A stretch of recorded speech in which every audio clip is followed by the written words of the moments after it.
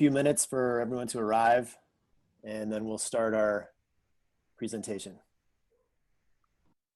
So I think we'll get started for the people that are here.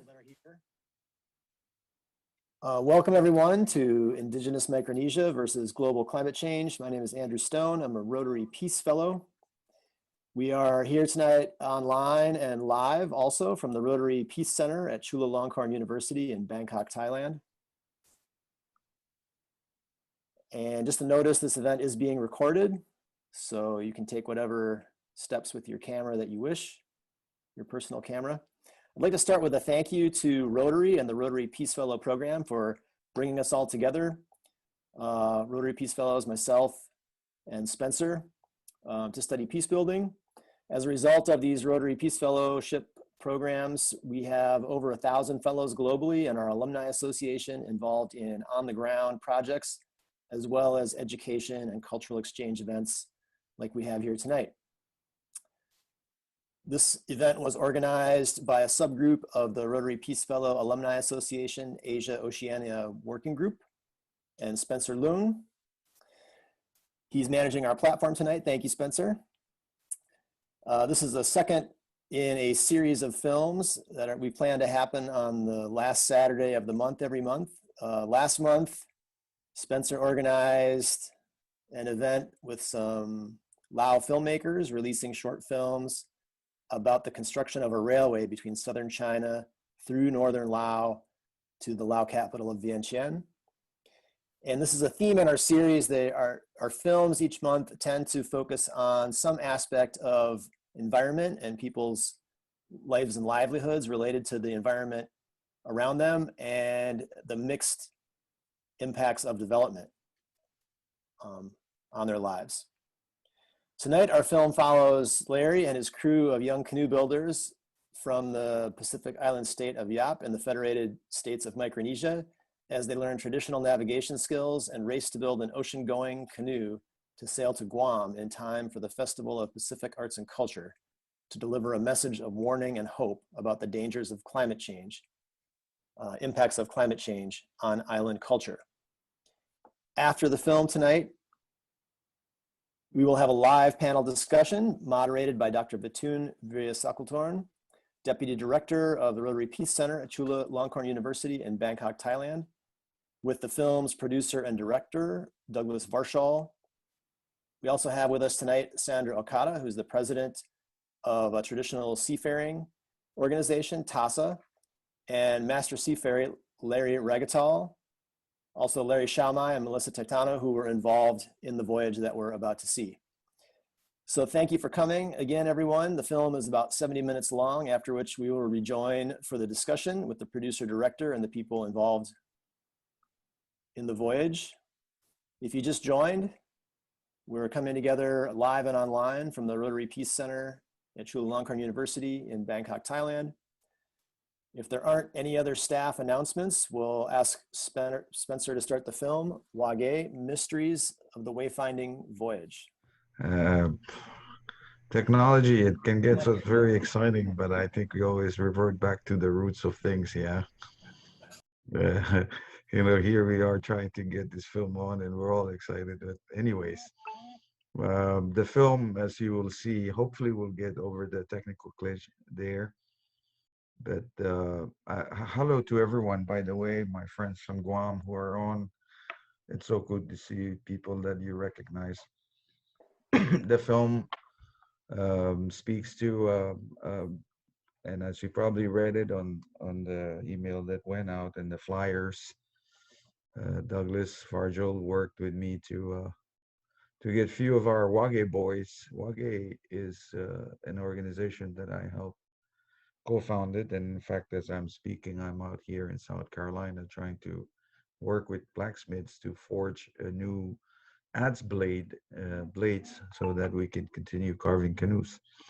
But the project was done to work with this youth in terms of carving out a canoe and rig it and sail up to Guam for the 2016 FESPAC. And as you will see from the film, we did make it up to FESPAC, and we're grateful to the TASA folks and to everyone who were wonderful hosts in Guam for the FestPac event, and but not the canoe itself. The canoe just completed after that due to all kinds of difficulties and challenges we faced. But bigger of it was to get a short message out to the community with respect to climate change.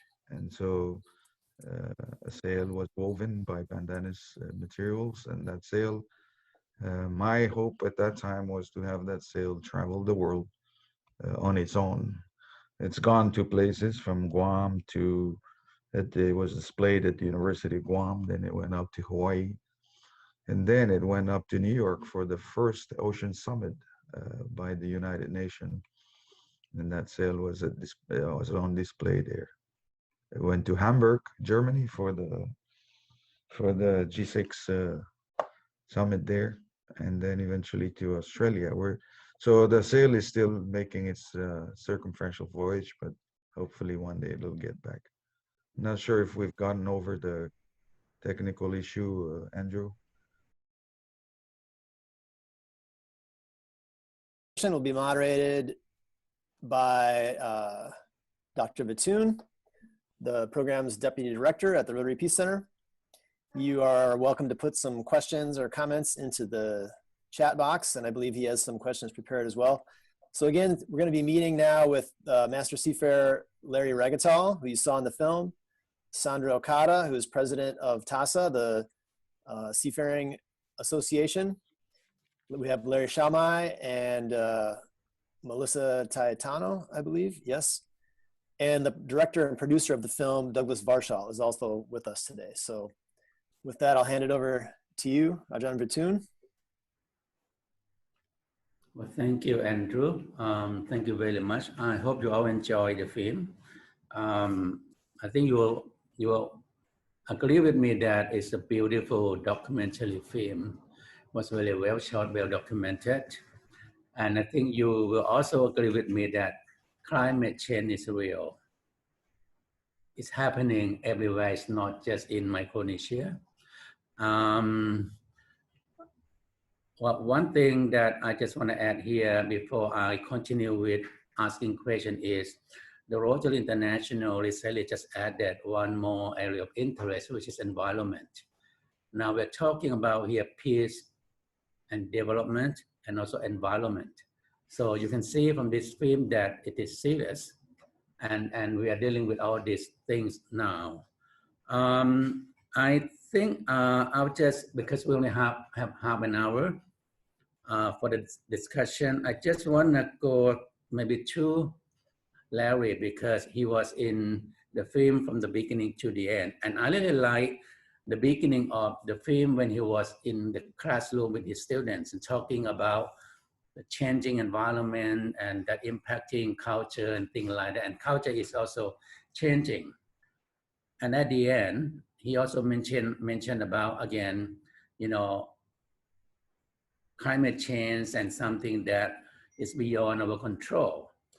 I just want to go to the first question that, how do you see the impact now within the communities in that area?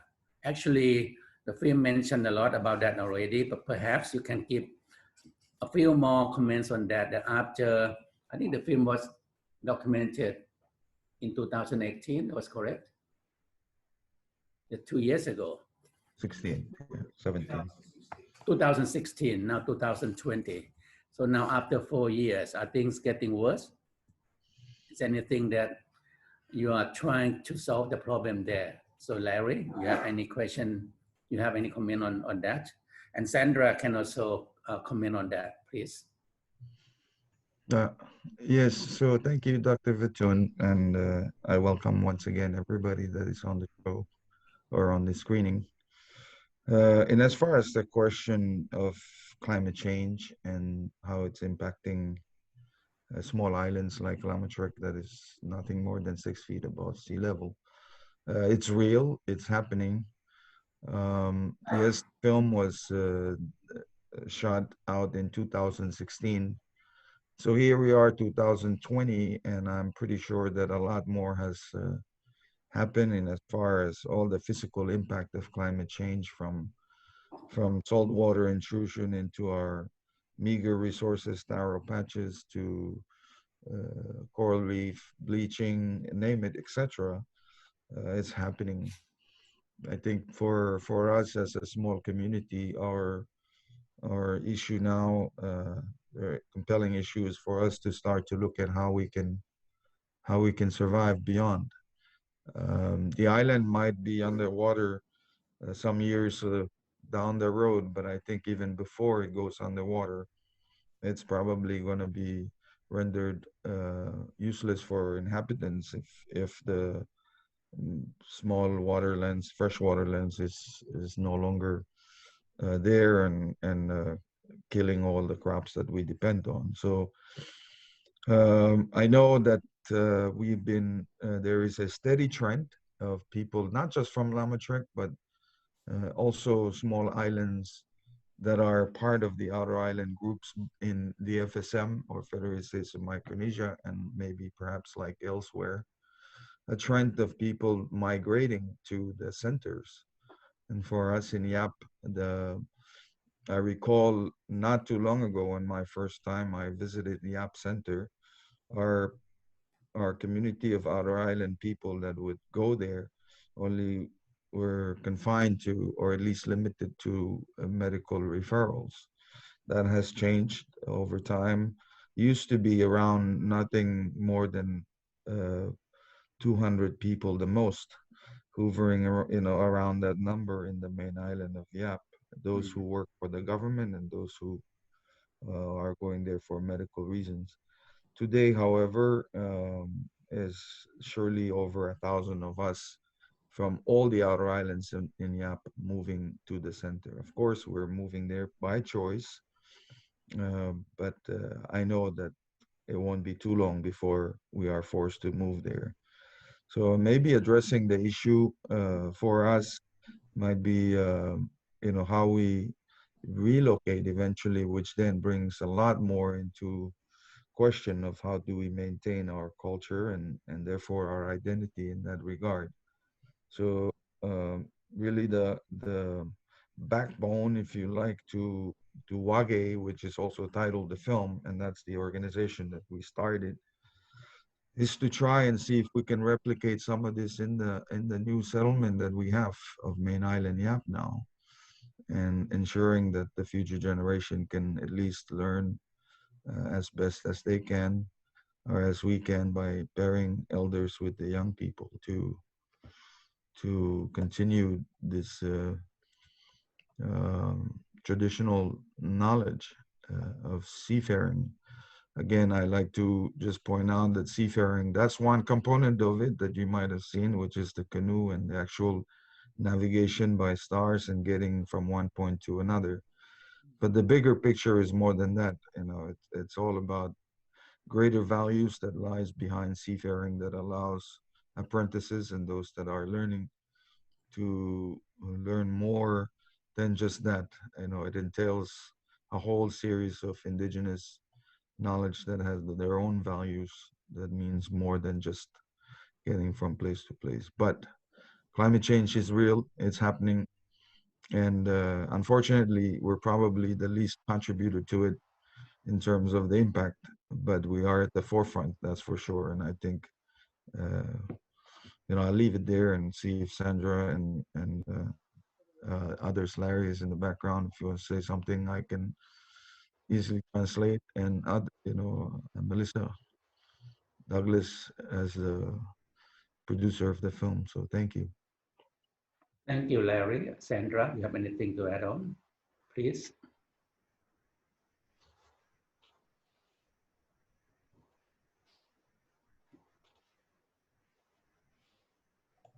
You're muted. Okay, I think I'm unmuted now. Thank you for the question. I believe we're looking at, what has changed in the 4 years since this voyage that was documented actually took place to 2020. And I believe it's just clearer that the reality of climate change is definitely here. And Guam is fortunate to be a high island in some respects compared to Lamatret, where Larry's from, and let Larry here. Most of Micronesia is, of course, tiny islands. Most of it are low-lying atolls. And the reality of becoming, climate change refugees is just becoming more apparent. The entire Republic of Kiribati is considering moving the entire population off of.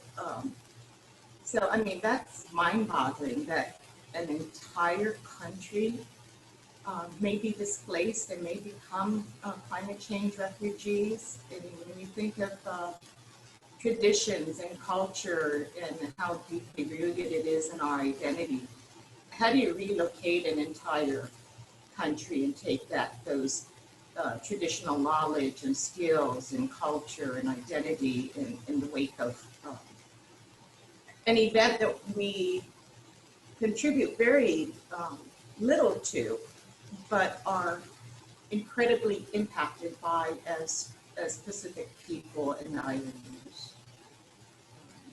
So that's just my thoughts on this whole concept of climate change and impacts to us in Micronesia.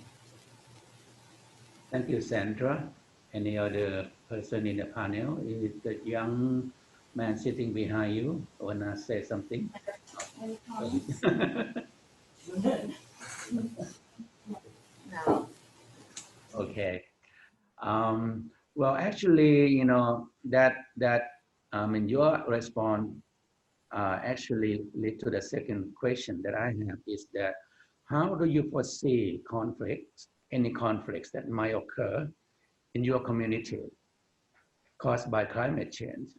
I'm talking about degraded environment, sea level rise, loss of land and culture, more competition for resources. You talk about water, scarcity, I mean, all those things now that's happening, not just in your island, but also in other islands. So do you foresee any conflicts that might occur in the near future? Is that for me? Yeah, I think that the mere fact that climate change is happening and all that it brings along to our shores, conflict is already happening. Conflict is happening with us and small islands like mine,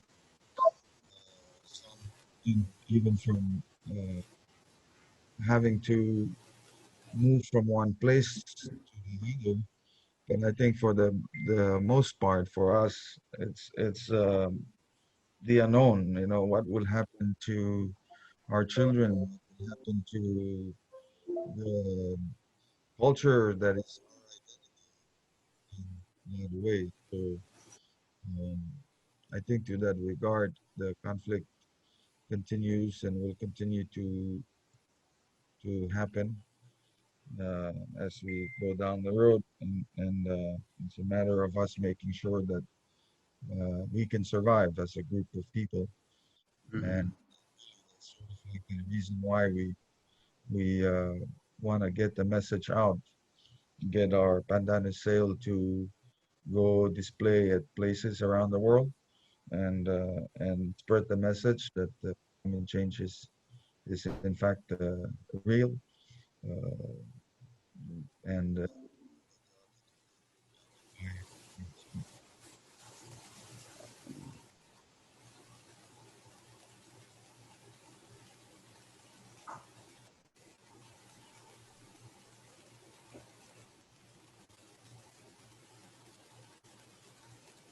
Hello. Okay. Well, thank you, Larry and Sandra. You have any thought on this, on the conflict Larry, that? no, I agree with everything Larry had brought up, and I just yield to his thoughts on this concept of conflict. Okay. Yeah. Too, if I can just add, and this is kind of bridging both the questions that were the question that was previously asked and this current one is one, the idea of you know, how is climate change affected island culture? I think that it's important to come from a point of, you know, that kind of question is formulated really from an anthropocentric worldview. Climate change changes everything in the Pacific, ideas of culture, ideas of identity, because we come from a biocentric worldview, meaning that, you know, we're part of nature. We're not there to conquer it. We don't own it. We can't possess it. We can't dominate it. We can't draw and carve up the Pacific into specific areas. We can't own 200 miles of, you know, economic zones. It's a whole different approach. And so in terms of conflict, one, you know, we have to deal within, we can't separate climate change without really speaking about colonialism, right? Which is close to about 500 years.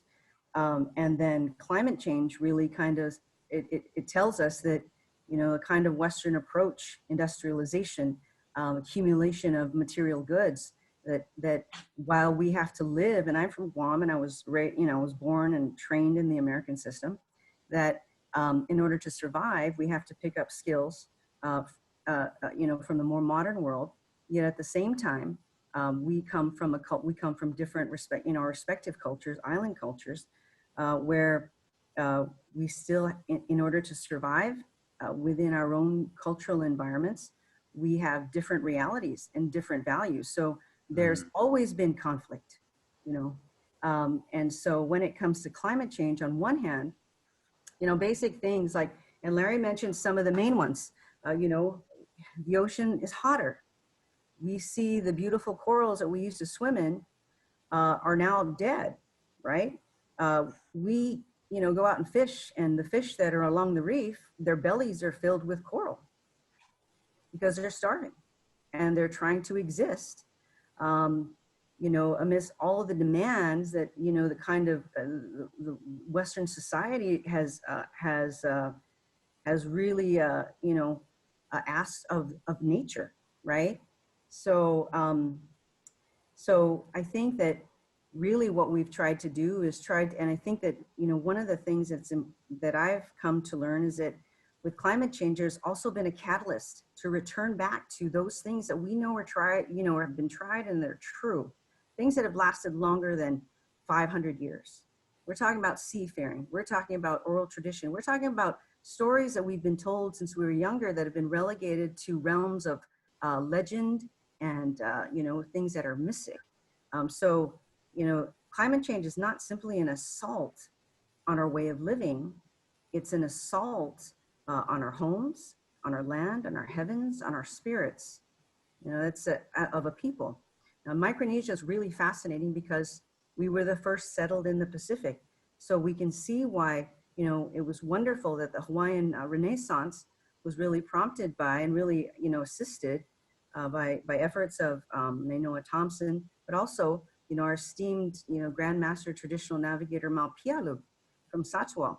So an assault on these islands, these smaller low-lying islands, is an assault on all of the Pacific. Let's be clear about that. You know, it's not just, okay, climate change happens, let's see, okay, we'll lose some of this. No, an assault on the small islands is an assault on the entire Pacific. So so the conflict is multifaceted and multi-layered. Thank you so much. I think that's what I want to hear. I mean, this kind of thinking, I think it's kind of disappearing. That, you know, I mean, in many parts of the world that we're dealing with capitalism, you know, and materials and all technologies. And often we forgot about our roots, our tradition, about our culture. And I think this is very, very important. And that lead to my next question about, I mean, we try to have one more young person, kind of young generation to be on the panel. Unfortunately, he could not make it because here we're talking about preserving our culture and trying to go back to what we did in the past. You have any thought or any ideas, or you heard about this from the young generation, whether they want to go back or they want to just move ahead with new technology, modernized society, Is there anything like that, that actually we have a serious problem now in Thailand, a generation gap? I wonder whether you have that kind of issues. Anyone can share, Larry or Melissa or Sandra? Maybe I'll jump in here, and the others can also add in. But I'm not sure if it's the issue should be, do we want to go back? I think we're far down the road now, and as far as modern the world influence is, at least from my part, as I teach and I work with young people from the island. I've had times when I question myself, what's the idea here? Do we need to uh, educate these people and have to turn the young people to not be exposed to what's happening outside? And I've always concluded, and I think maybe most would, um, the wind has blown too strong in the sail right now.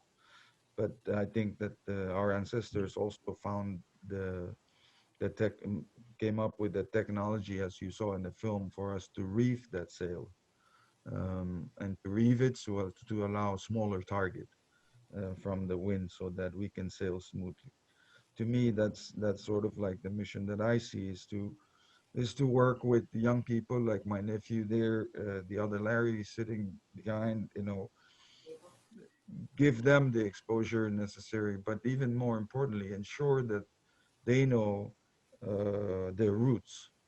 One of the very basic fundamental technique of traditional navigation, when you start to learn, your masters always, when you're sailing off on the horizon, the masters will always make sure that you know where the island at your stern disappeared before you can know where the island of destination is, because you got to take into factor the drift, all the current, everything else. Even though the stars in the sail chart says, this is your star to take your course to, you've got to make adjustment. And to be able to make adjustment, you must know that island of origin in order for you to know the island of destination. And in some ways, that to me, that's a metaphor thing that I try to teach the young apprentices that are working with me. You're going to go out into this world. It's going to happen. Globalization is real. But please get both your feet solidly planted on Lamatrek. Know that island, know your roots, know your culture. If anything, just have some pride in it, and learn those values. Because to me, across the board, all over this world, I think every culture and every group has certain values that we can all learn from. And on the island of Lamatrek, I've learned that a lot of those values are similarly shared across the board. They may have been obscured by, uh, self need and desire, but at least for the young people that I work with, I try to say, pass on to them that, while you may see that in the Western world, it's all about self first, please don't forget that on Lamatrek, it's all about community. You're actually at the very bottom of that totem, if you like, and that you have to look up, and so you have to understand that your actions impact the next person to you and the person next to them, and eventually it impacts the world, and it impacts the very living resource that our life heavily depends on, the resources. So it's not so much about going back, it's about how do we carry these values forward and ensure that our group survive and maybe to some extent that some other bigger industrialized countries can realize that, yeah, long before we start to think about oil and about all of these things, there were technologies that allow sustainability of life, and all of those techniques and knowledge all evolves around the idea that we don't, and as Melissa pointed out rightly, we don't own this planet. We are just a part of it, and our us being realizing that that's important is what I want to convey to the students that have been working with me. In my culture, there are two events in life that you know, I as an individual and others who come after me are celebrated. You know, one is when I'm born, and the whole island community comes around to celebrate that event. And two is when I'm dead, and they also celebrate that. Unfortunately, I don't get to be part of those two important events, but that's not the point. It's what happens in between the life and birth that matters. And so we've always been taught that, yeah, you will be celebrated. The whole island community is going to fish and harvest and bring and celebrate. Unfortunately, you're too young. And then we're going to celebrate again when you're in that casket. But guess what? In between is the more important thing for me and for anyone of that island to contribute to the society and ensure that we can live. Thank you so much. I really like your response on this. This is very, very touch, very interesting to me. I'm just, as a moderator, I'm just looking at the time. How much time do we have? 5 more minutes for the panel, and then we can open for a few questions. That no? Okay. Let's spend another 5 minutes for the panel. If Sandra or Melissa, you know, have something to add on, let's do that now, please. That's a question from Andrew. Well, Excuse me, may I have a question with Sandra and the panel? Okay. Yeah. Yeah. Hello. This is Mike Gall and from Guam, and Sandra referred to the movement off of Kiribati as the sea levels rise and living there gets really difficult. Well, years ago I worked in Kiribati and some of the other islands in the South Pacific, and some of you may know, under the old British colonial times, like before World War II, the British moved a lot of people from low-lying Kiribati islands, or from one particular ocean island, to Fiji. And that was another, they're all British colonies, so the colonial government could do things like that. And they moved the whole population, basically, of Ocean Island to an island in Fiji called Rambi. And there've been like 3 generations of the Rambi, of the people from Ocean Island living there with their Kiribati language and customs that they've maintained. And on another low-lying island in Kiribati, the British government moved many of the population to Solomon Islands, which was another British colony in those days, so they could do that. And again, the customs have been retained, but people have been away from their ancestors' homes for several generations. I don't know how well this type of evolution would work nowadays with people moving out of the islands, but there's certainly a threats of our low-lying islands in Micronesia and elsewhere for people not to be able to maintain their way of living there. And so, a man I worked with in Kiribati was Anote Tong. When he was president of Kiribati, he actually had the government buy more land in Fiji. This was maybe 5 years ago or a little more, with the intention, as Sandra indicated, of perhaps moving populations there. These are some of the things happening. I thought I'd just relate some of the history. Thank you. Okay. Sandra, you have any response to this? I just want to touch briefly on even what Larry had mentioned about working with youth. We've been spending a lot of time working with youth groups on Guam, and especially high-risk youth that are challenged with being a living on a colonized island and was being raised in a Western society and this whole concept of Western education, and they have little opportunities to learn cultural traditions other than within the home. I mean, these ancient traditions. As an example, like voyaging, growing up on Guam, being, colonized by the Spain and then occupied by Japanese and then colonized again by America. I think it left a lot of us on Guam growing up feeling very inferior to the outside world and to a Western culture. And that was my mindset growing up, and I still see it. And now you're exposing, technology to these kids. So now they're seeing, the rest of the world. They're seeing global.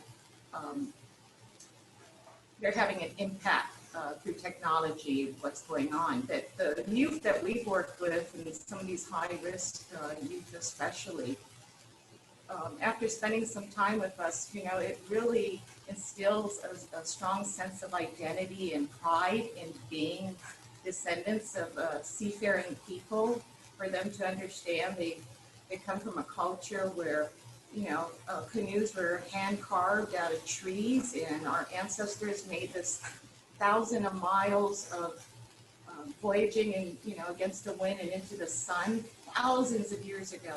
So these voyaging traditions, they have a lot of history, and they were superior and brave people that settled our islands, and I speak a lot for Guam in particular.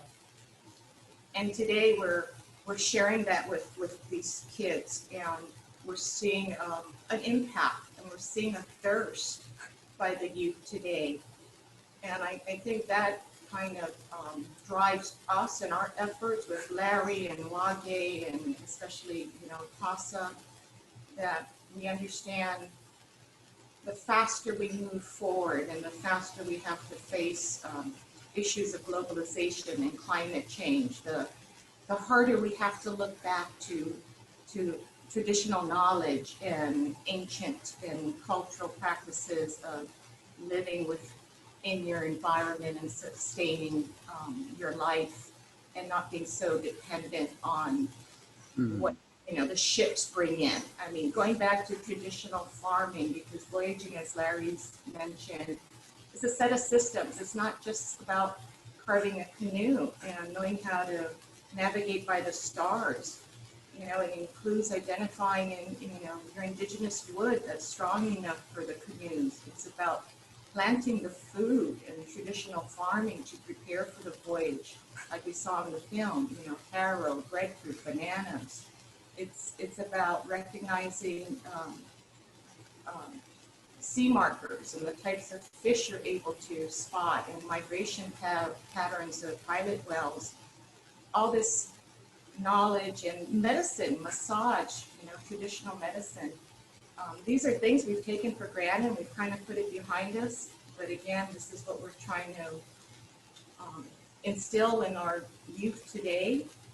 Look back, know where you come from. Be proud of your voyaging descendants, because these skills that our ancestors have practiced for thousands of years really is what's going to help us survive the next 4,000 years into the future. Thank you. Thank you very much. If I can also, if I can also add to that, do we have time, Dr. Vitin? Is that okay? Yeah. Okay. So just a little bit of background.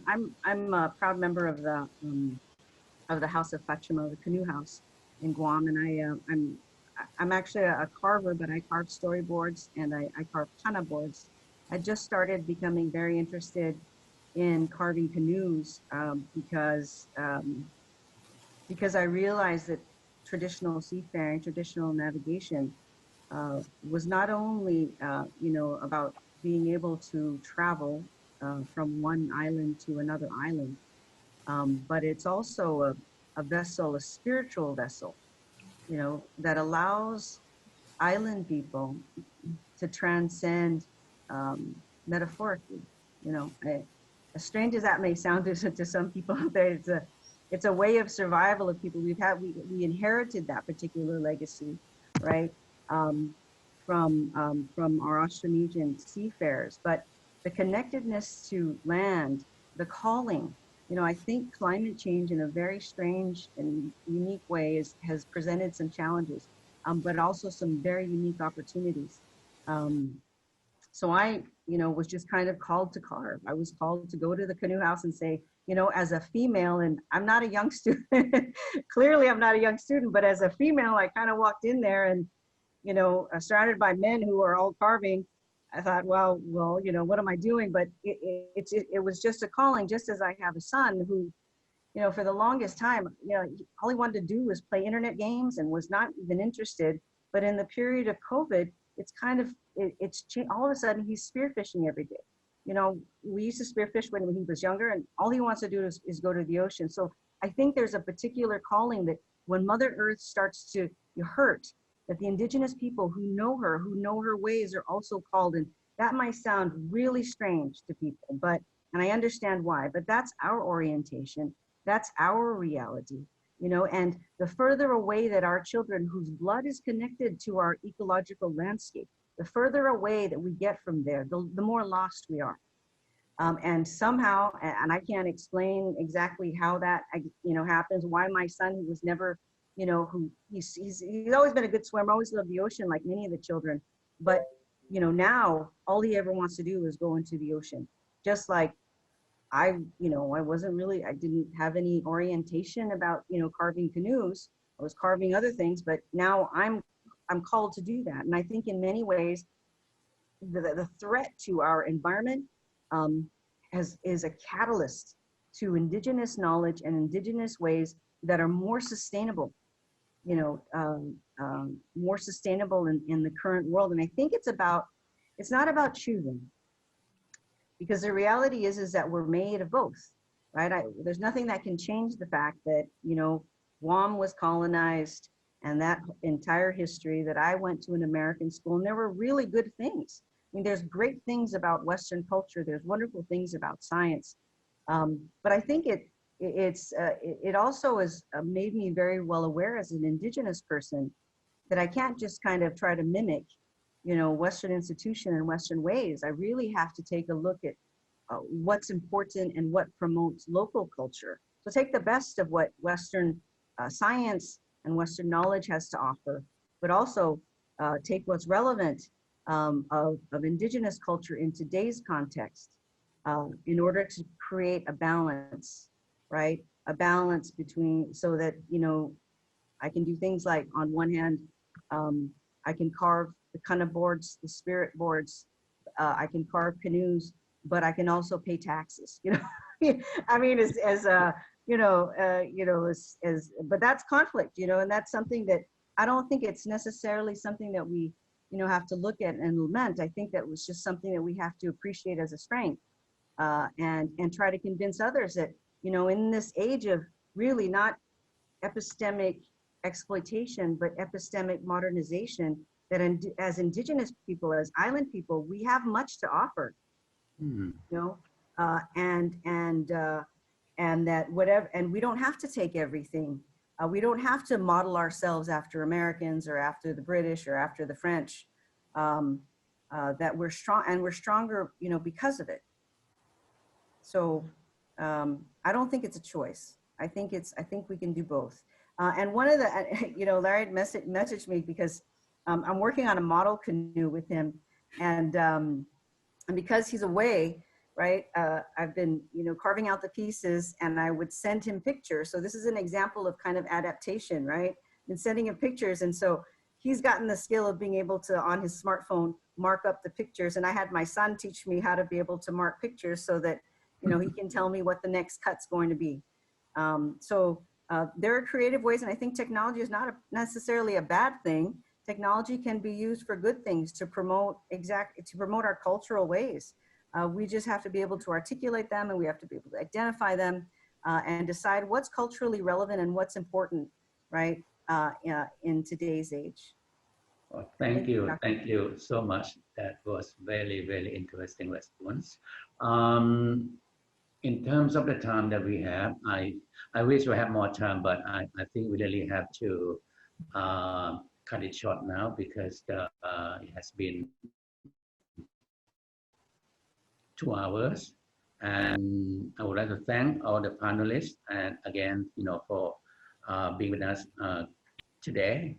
And before I stop talking, I will just ask Spencer or Andrew, if you have anything to say, your last words for this interesting event. So Andrew. Yes, sir. Thank you so much, Ajahn Patoon. I would just like to thank again Rotary and the Rotarians in Bangkok for sponsoring the in-person portion of the event at the Rotary Peace Center, and for sponsoring our fellowships through which we were all able to come together and engage in projects and create events such as these. If you'd like to, I'll put in the chat a link to the Facebook page for the Rotary Peace Fellowship Alumni Association. We'd hope to see you again. Again, this is a monthly film series, the last Saturday of each month. Spencer, do you have anything you'd like to add before we go? I want to thank our guests again. Really incredible film. Douglas, thank you so much. Larry, both Larrys, Sandra, and Melissa as well. Thank you so much. I don't have words to express how excited and how grateful I am to have been a part of this experience with you all. Spencer, do you have anything you'd like to add? No, thank you, Andrew. No. All right then. So thank you, everyone.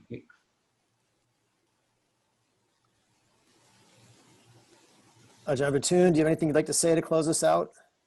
Not really. I just want to say thank you again we have like almost 10 people joining us at the center. We have a few Rotarians and some other people. So I'm thankful for them to be with us tonight, this evening.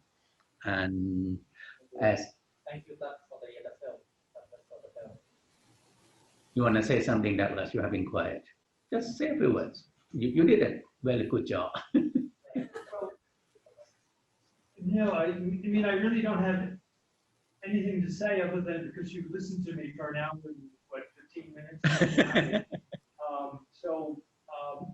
If people want further, want some dialogue, you can email me. We can talk about this. Always happy to chat. Thanks, guys. Thank you. Thank you. Okay. Just also, before Douglas leaves, I want to say thank you, Douglas, for everything. The story's not done. Douglas and I are going to make sure that, part 2, if you like. And I know I'll keep Douglas on that. Right. So Well, just look out for it. Announced that we're going to go out and go filming in the summer, and we're going to try to really do some serious wayfinding filming on the new canoe, on the canoe you and the boys finished over the past couple of years, and the adventure is only beginning, and we'd like to invite anybody to come along. Right? You're the master. When I was watching the film, I asked myself, "Do you don't get seasick at all?" It was tough, huh? Okay, thank you so much, everyone. So I hope to see you again in, I don't know when, we'll have, another month maybe, if anyone is interested in joining another film screening, and you'll be informed by Spencer. Thank you. Thank you, Andrew. Please feel welcome to follow us on Facebook and reach out to us through the link in the chat bar. I'll give you a moment to copy that if you need to, and then we'll sign off. Thank you, everyone. Thank you. Thank Bye. you. Thank you very much. Thank you. Thank you, Rotary. Thank you, Douglas.